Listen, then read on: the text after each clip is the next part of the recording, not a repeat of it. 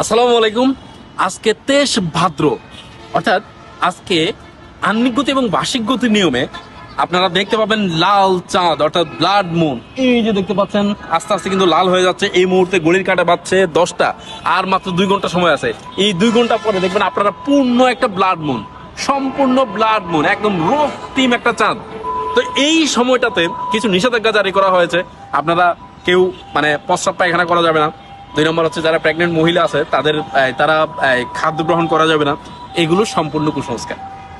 এই ধরনের যত কথা আছে এগুলো হিন্দু শাস্ত্রে এরা বর্ণনা করে থাকে, কিন্তু আমাদের ইসলামে কোথাও কোনো নিষেধাজ্ঞা জারি নাই, কোথাও কোনো নিষেধাজ্ঞা নাই। সো এই ধরনের এগুলো সম্পূর্ণ কুসংস্কার।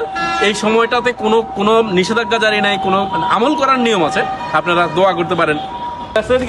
এই যে একটা লাল চাঁদ, পুরো রেড মুন। হ্যাঁ, পুরো রেড মুন। তুমি কেন আসছো? ছাদে আসছো কেন? লাল চাঁদ দেখার জন্য? ওরে দেখছো, লাল চাঁদ দেখার জন্য এই পিচ্ছিটাও চলে আসছে। সুতরাং আপনারা ঘরে বসে আছেন কেন? এই যে লাল চাঁদ।